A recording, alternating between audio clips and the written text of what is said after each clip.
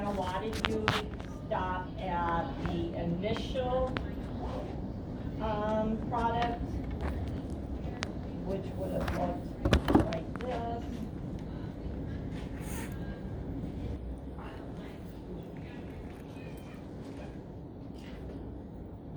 It would have looked like this, and then what happens is if the propanane's here, that's why I have that H there. The last thing that happens is this loses that H, kicks those electrons up, and kicks off that OH group. And so what you ultimately get at the end of this reaction is an imine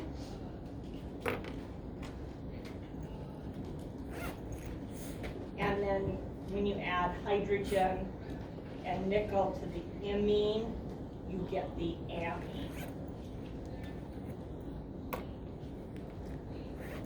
So a lot of you stopped at the alcohol, but it actually goes to the dehydrated product, and then when you hydrogenate that, you get the alkene, or the amine. That was the last reaction we talked about Monday, I think. Then this one confused people.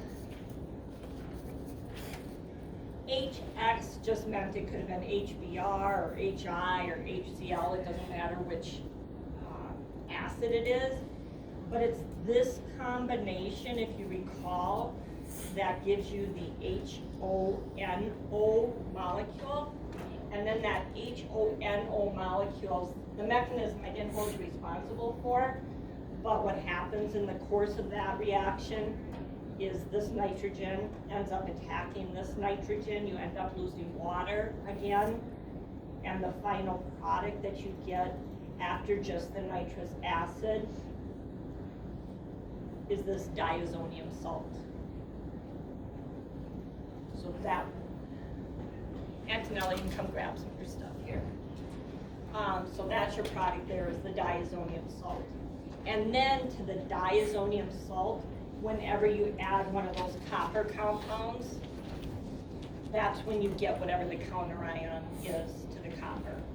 So when you add this one, this will end up replacing the nitrogen through a radical reaction, and you would get that nitrile group attached to the carbon that have the azo group attached to it.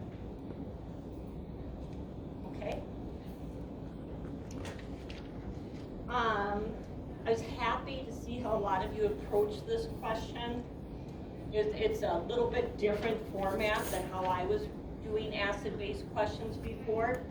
So when they actually give you the pKa, you have to remember what relative pKa is telling you. And what happens is the larger the pKa equals the weaker the acid. Okay, well, they're asking you about base strength. So the weaker the acid tells you what about the base strength? The stronger the base strength. So what that means then is when you ask this question, they ask you which one of these is the weakest base. Well, then that means it's going to be the one with the smallest pKa. And so you look at this pKa, and that's the smallest, and so B was the one with the smallest pKa. And it looked like most people rationalized that correctly. So that was perfect. Then there was a question more the way, formatted the way we've been talking about it. Which one of these is the strongest acid? And I saw some of you write things like this, that you recognized that if there is, well, I guess we can do this.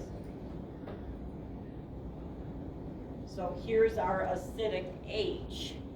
Anything that's going to make that one more delta positive, or in this case it's fully positive, but anything that's going to make that feel less electron density is going to make it more acidic.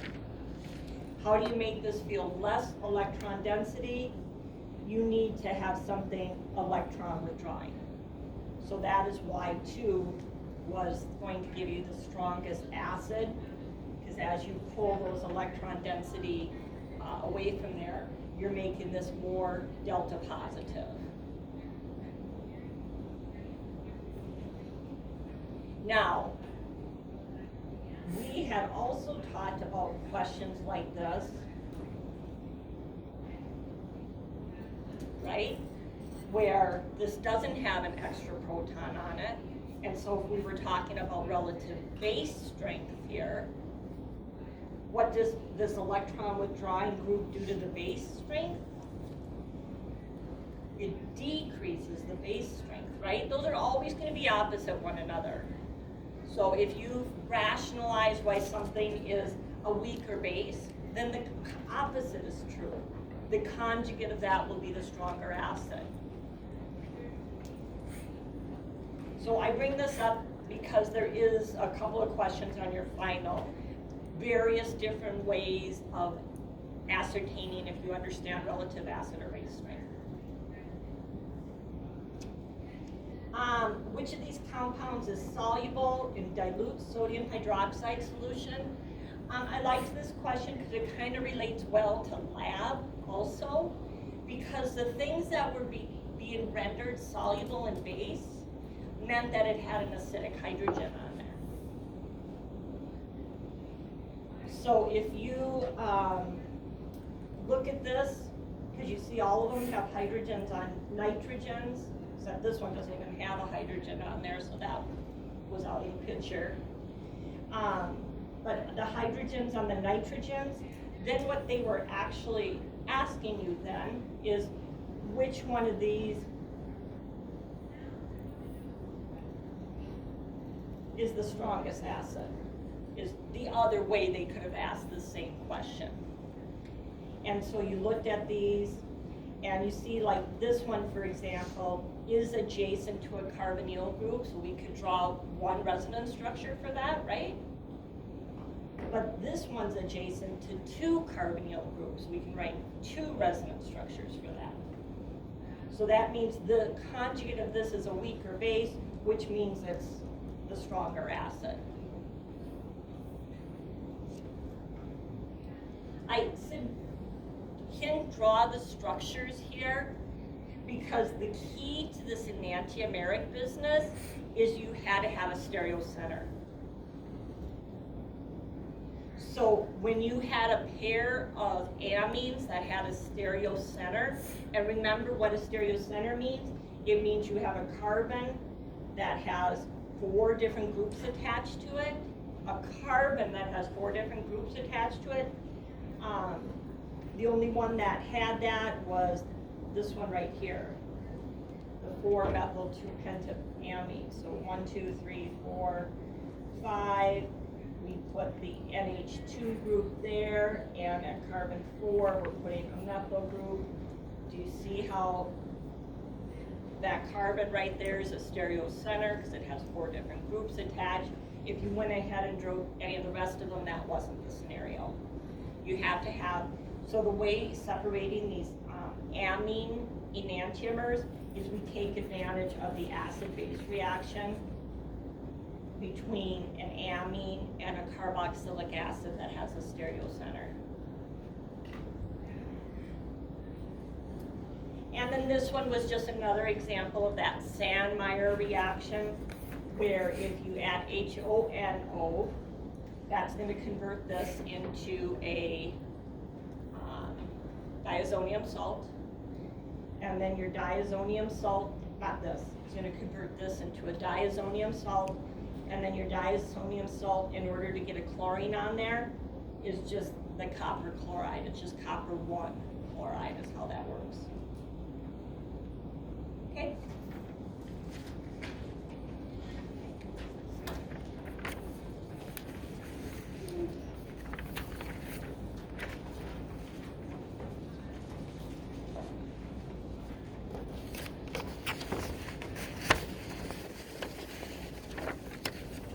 So if you looked this morning, I found a pretty decent review for your organic file. I put the URL on your D2L. It And it's like 5-6 pages long of multiple choice questions in the subsections that are very popular on the ACS Organic Final. So it's a good, gives you a good idea of, one, where your weaknesses are, and two, the kinds of questions they ask.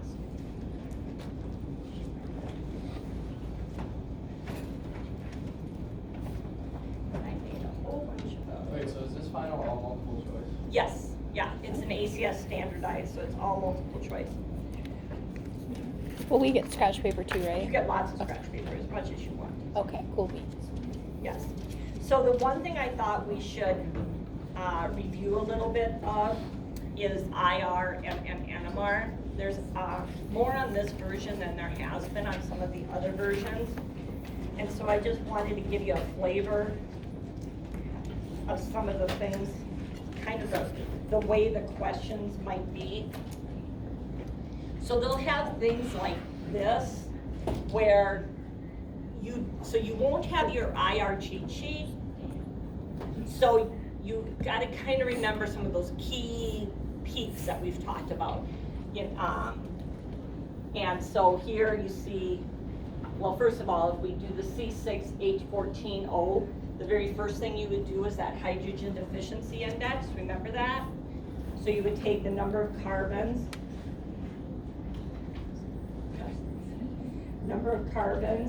minus hydrogens or halogens divided by 2, plus nitrogens divided by 2 plus 1, and so we have 6 minus 7 plus 1.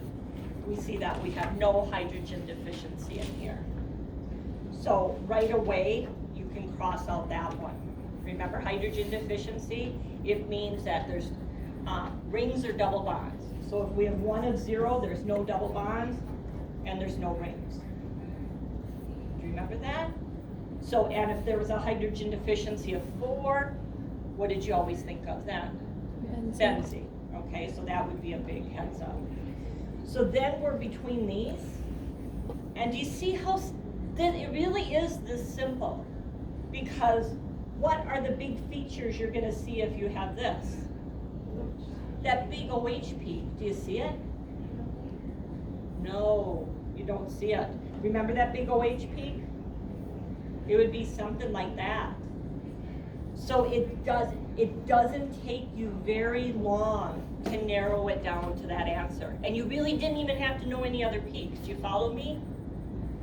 So that's the way some of these questions will be worded. Try this one now. Take a second and try it.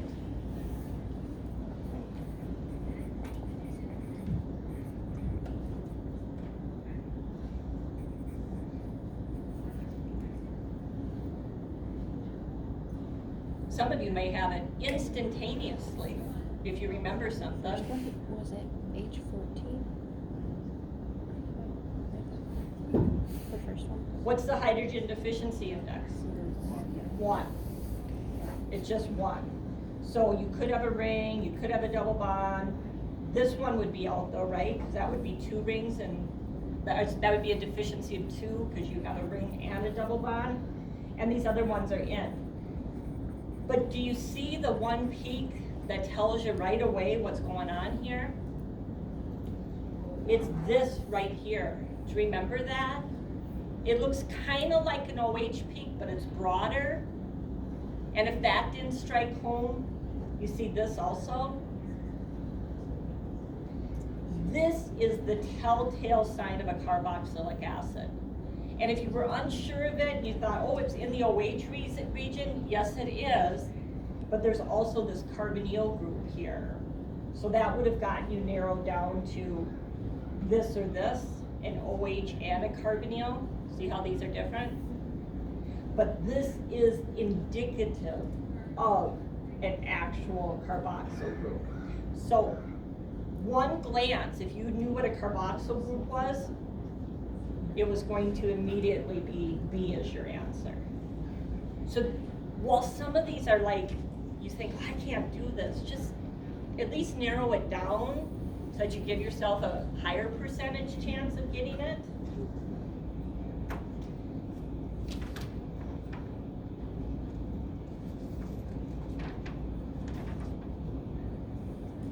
one more, just because they're fun.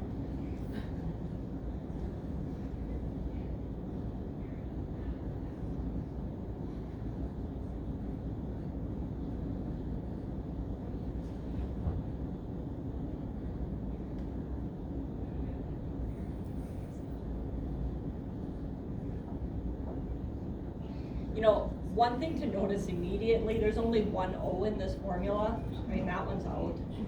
They're showing a molecule with two O's, and they do that. So, you know, take a look at things like that.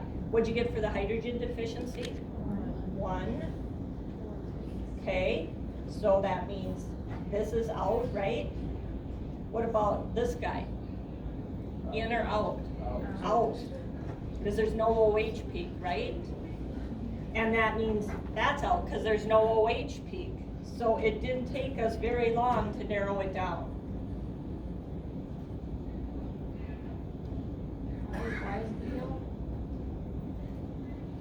Because it doesn't have a hydrogen deficiency of 1. Oh, yeah. There we go. Yeah. I was like, okay. Yep, so that's what I mean. It doesn't, you were gonna have, I think it's, 70 or 80 questions, and you have like 120 minutes to do it, so it's not a ton of time per question, but that's why it's not a ton of time per question, because you really can throw things out pretty quickly.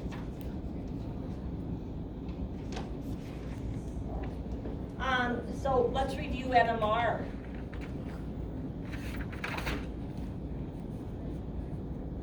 So they're telling you that an NMR, proton NMR spectrum has a singlet, a triplet, and a quartet.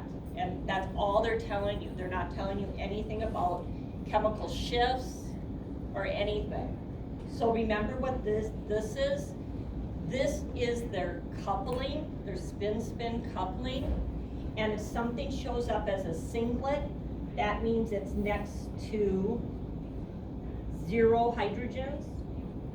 And if something shows up as a triplet, that means it's next to 2 hydrogens. And if something shows up as a quartet, that means it's next to 3 hydrogens. So then you just look at these various compounds and decide which ones allow that to be possible. So this one's next to 0 hydrogens, so that could be our singlet. This one's next to 3 hydrogens, because this is a Cl2, so it doesn't have any on that side. And this one's next to 2 hydrogens, so this one is a possibility. Do you see that? You come down here, this one's next to 2 hydrogens, this one's next to 5 hydrogens. So immediately that one is not feasible.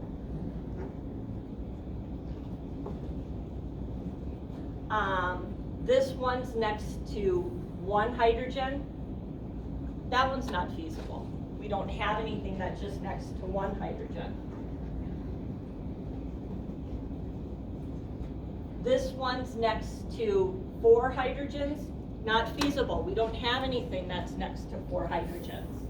So you see, I didn't even have to look at the whole molecules. As soon as you find one that doesn't fit, it's not a possibility. So my first one was the right answer, as we found by continuing to look. Could we please go over which hydrogen would be the next to 0 hydrogens in that one?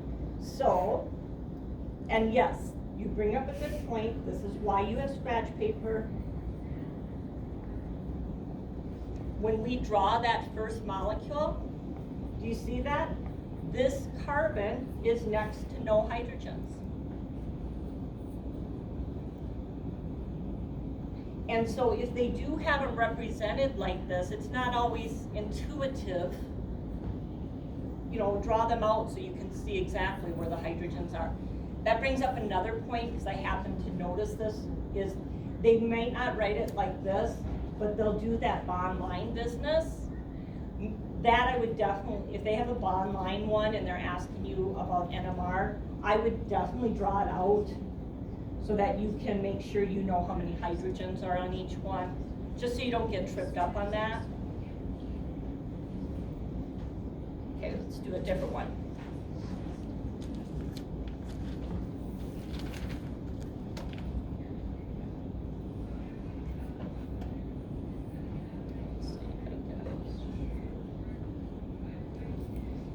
So basically, what this question is, 2 bromopropane versus 1 bromopropane, how many signals are you gonna get? So in other words, how many unequivalent hydrogens are there? Or how many equivalent, whatever. You get a signal for unequivalent hydrogens. So I would once again draw this out.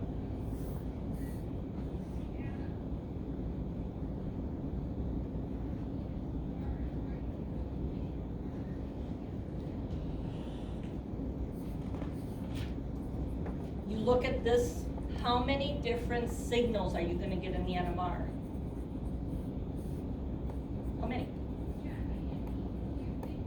You look for how many hydrogens are different from each other. Are these 2 same or different? Same. So we're only going to get 2 peaks from that one. Does that make sense to you? How many hydrogens are different in this one? 3. All 3 are different from each other.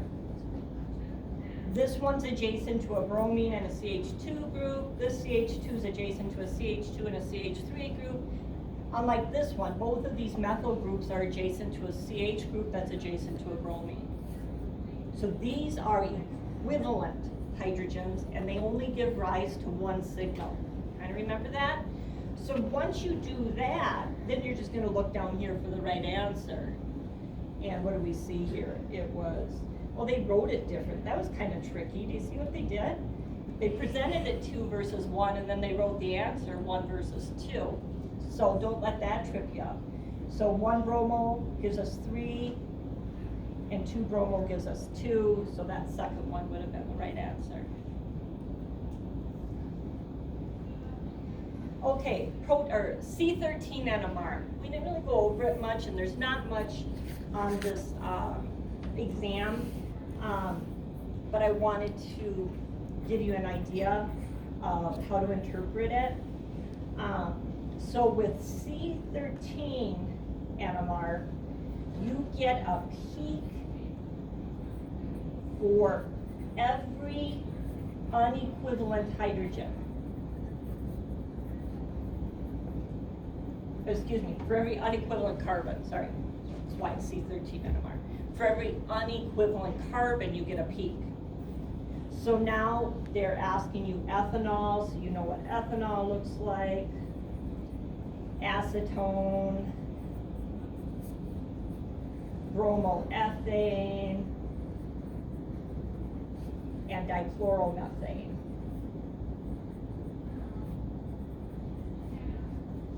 Okay, so it says the C13 NMR contains 2 signals. All right, do you see how that one's not an option because there's only 1 carbon in it? You can't have 2 carbon signals when there's only 1 carbon. But do you see these others are all possible? Because these 2 methyl groups are equivalent.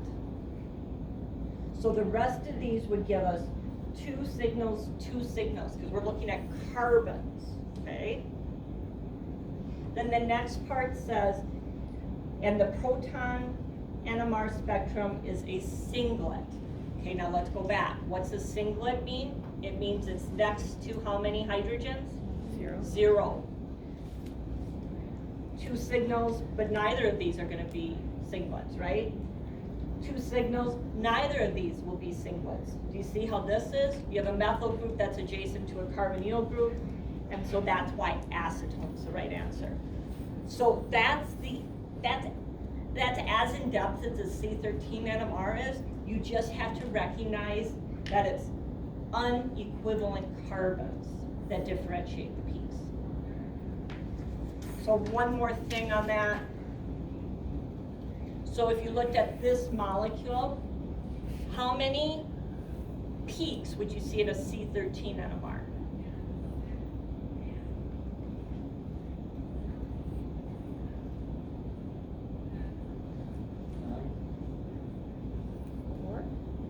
5, 4.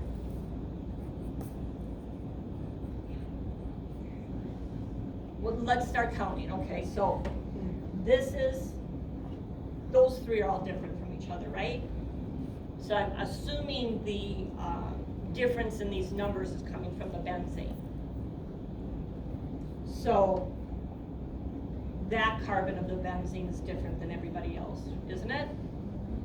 But now, don't you see where there's some similarities? These two are identical.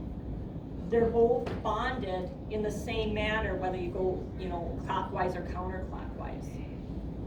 And what about these two?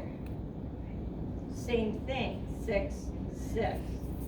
So this one would give us 7, not 4, not 9. Divide it by 2 and add 0.5. I don't know how we would have done that, but it's 7. Do you see that? So on a benzene, they can be equivalent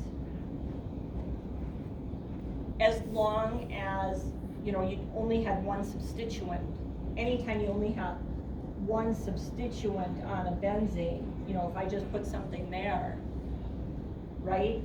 If I go X, X, Y, Y, Z, X, X are the same. Chemically equivalent. Okay, does that make sense? So what would the final answer be then? The 7? This particular question, I stole it from something, just had A, B, C, D, E, and it had like 2, 4, 5, 6, 7 or something like that. They just wanted to know how many different signals would show up. And even if that OH group wasn't there, it'd still be 7, right? Correct. Exactly. Okay, so let's, here's.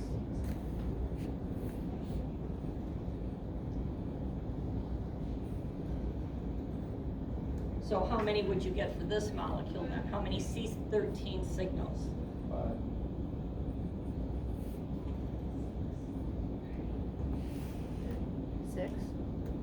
Yep, 6. So 1, 1, 2, 3, 4, 4, 5, 5, 6. You see how that works? So that was a little bit I wanted to show you about IR, NMR, etc. A couple other notes I made for us was, oh yeah, aromatic versus anti-aromatic. We haven't talked about that all that long ago, but remember kind of the key features there. It's the 4N plus 2 rule versus the 4N rule. And so this was going to be the number of p electrons. So this is why, like a molecule like benzene is indeed aromatic, because there's a p orbital, 1, 2, 3, 4, 5, 6 electrons in there. 6 electrons can satisfy the 4N plus 2, and so we would call that aromatic. Kind of remember that? And something like this cyclobutadiene, how many p orbital electrons? Just 4. So that would satisfy the 4N rule, so this one would have been anti-aromatic. So that part wasn't hard. It got a little bit harder when we looked at ions. So we did things like this.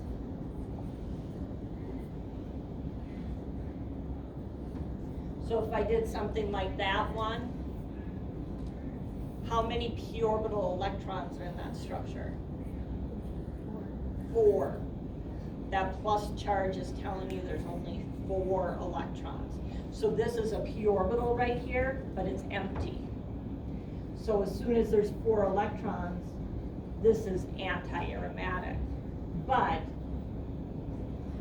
I could render it into an aromatic ion if I made it a negative charge there, right? Because now there's still a p orbital there. Oh, that looks funny.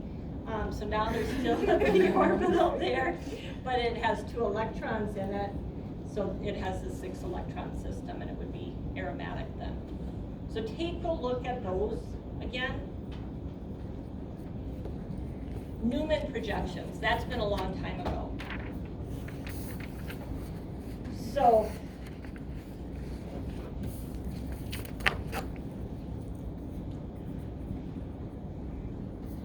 maybe we had something like this, and I would tell you to draw this in a Newman projection viewing carbons 2 and 3. And a Newman projection went like this.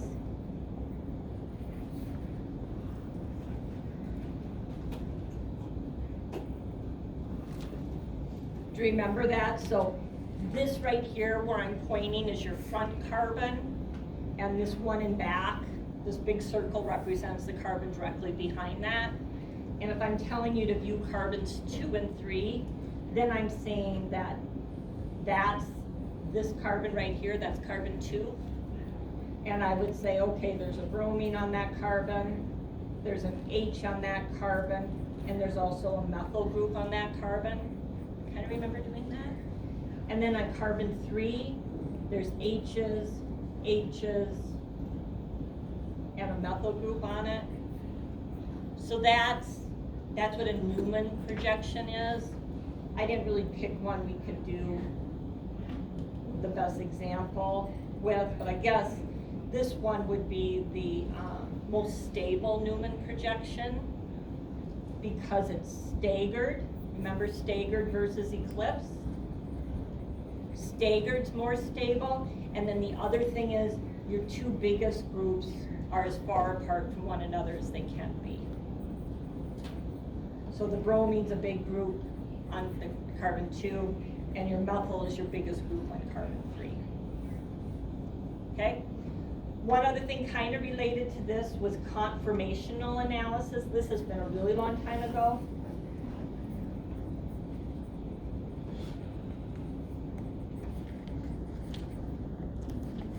Remember this kind of stuff? So this conformational analysis is when we were looking at the chair conformations of cyclohexanes.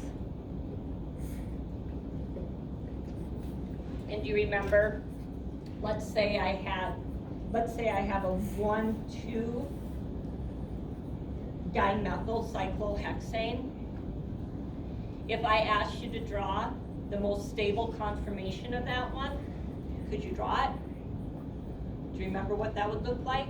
The most stable conformation of 1,2 dimethyl cyclohexane.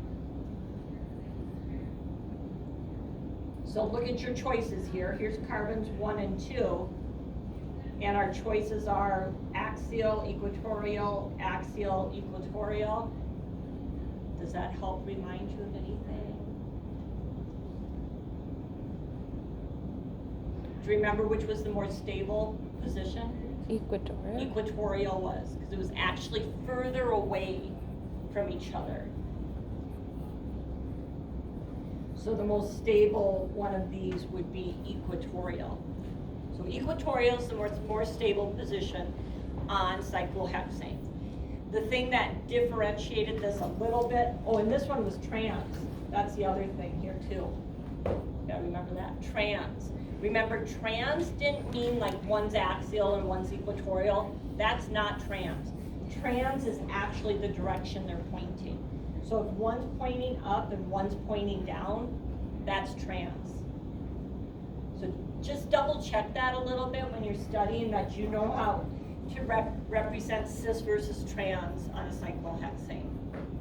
My one last point with this is if you had 2 groups and one's bigger than the other,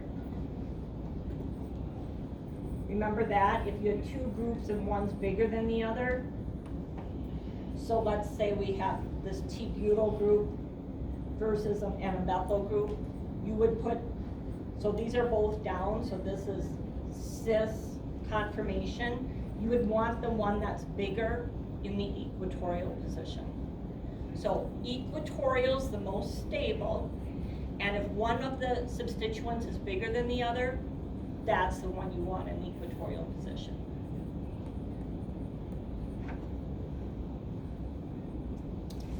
I don't think we'll have time to go over all of these, but here's some reactions I would definitely review. Reductions, so sodium borohydride versus lithium aluminum hydride. Remember, one's stronger than the other, one can reduce a lot more things than the other, so take a look at that kind of stuff. Oxidation, same thing. You have PCC, and then we have those other ones like chromic acid and stuff, and chromic oxide. PCC allowed you to stop at an aldehyde, and these went all the way to the carboxylic acid. What did you say the bromic one was? What did I say? Did you say a bromic one, or did I just mishear? Did I say it? Okay. Chromic. Oh, chromic. Chromic acid. Okay. Sorry. Okay, that's right. Aromatic substitution, I did mention that just the other day, but make sure you look again at, you know, if something's an ortho-para-director versus meta-director. So look back at that chapter again, and for example, if I said to you, you know, I want you to put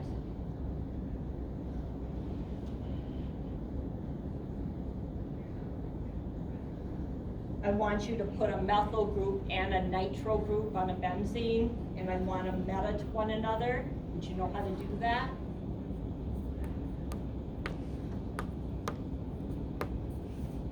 So you'd add one reagent, and then you'd add another reagent. I'm not going to tell you that, I'll let you actually look that up. But those are the kinds of things with aromatic substitution. We've repeated SN1 and SN2 and E2 a lot, and I tried to repeat that again most recently. You know, the key thing, I don't think I can hammer this home anymore, but SN2 doesn't work on tertiary alkyl halides. And then take a look at when E2 happens though. That's with the secondary alkyl halides. So if you have a strong base and a secondary alkyl halide, E2 is favored. So take a look at that stuff again. Diels-Alder, the product of a Diels-Alder is always a cyclohexene. We just add various substituents to it. And that comes about by reacting a diene with a dienophile. So take a look at those. Addition reactions, whether it's adding, so addition reactions means you start with a carbon-carbon double bond or a carbon-carbon triple bond. We have a whole bunch of addition reactions. Some of them are super easy, they're that Markovnikov addition. And then some aren't quite as easy because they were that, I'll write this one down. They were that BH3 hydrogen peroxide one. So take a look at that, and Grignard, take a look at that. Grignard will be on any test you take on organic chemistry, whether it's an MCAT, a PCAT, a DAT, it's always on there. So we'll do this in this room next Monday, 10:30, and 10:30 to 12:30.